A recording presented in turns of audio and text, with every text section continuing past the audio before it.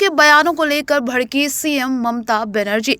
पश्चिम बंगाल में होने वाले विधानसभा चुनाव को लेकर राज्य में सियासी हलचल तेजी से हो गई है। इसी बीच केंद्रीय गृह मंत्री अमित शाह के पश्चिम बंगाल दौरे को लेकर TMC chief minister Mamata Banerjee ने करारा हमला बोला है। जी हाँ, बता दें कि मुख्यमंत्री ममता बनर्जी ने कहा कि शकुनी का चेला दुशासन बंगाल में जानकारी इकट्ठा करने आया है। जैसे ही चुनाव आते हैं वैसे ही दुशासन और दुर्योधन दिखने लग जाते हैं। आज वे बीजेपी कह रहे हैं कि ममता बनर्जी ने जमीन नहीं दी। पेट्रापोल और अंडाल में जमीन किसने दी?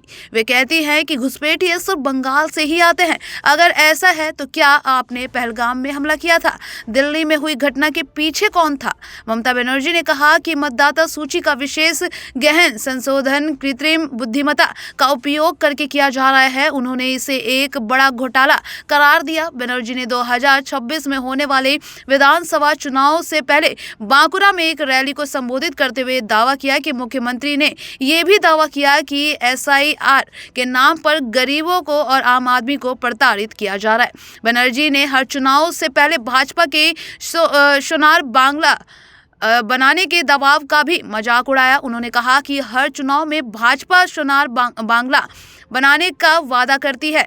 भाजपा शासित सभी राज्यों में बंगाली भाषा लोगों पर अत्याचार हो रहे हैं।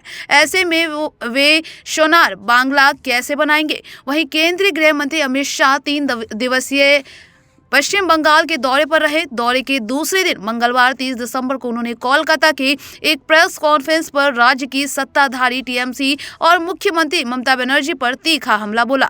अमित शाह ने कहा कि पश्चिम बंगाल आज भय, भ्रष्टाचार, कुशासन और घुसपैठ की समस्या से जूझ रहा है और राज्य की जनता अब बदलाव चाहती है। अमित शाह ने साफ शब्दों में कहा कि अगर बंगाल में बीजेपी की सरकार बनती है तो घुसपैठ को पूरी तरीके से रोका जाएगा। उन्होंने कहा कि हम ऐसी मजबूत राष्ट्रीय ग्रिड बनाएंगे जो बंगाल से घुसपैठ को समाप्त कर देगी। इंसान छोड़ दीजिए, परिंदा भी पर नहीं मार पाएगा। हम सिर्फ घुसपैठ रोकेंगे ही नहीं बल्कि घुसपैठियों को चुन चुन कर भारत के बाहर भेजने का काम भी किया जाएगा। अमित शाह का ये बयान ऐसे समय जब राज्य में एसआईआर को लेकर पहले से ही राजनीतिक माहौल गर्म है। खासकर मतुआ समाज में इस प्रक्रिया को लेकर असमंजस की स्थिति बनी हुई है और कई इलाकों में सुनवाई भी चल रही है। टीएमसी का आरोप है कि एसआईआर के नाम पर वैध मतदाताओं को परेशान किया जा रहा है, जबकि भाजपा का कहना है कि यह प्रक्रिया घुसपैठ और फर्जी वोटरों को हटाने के लिए जरूरी है।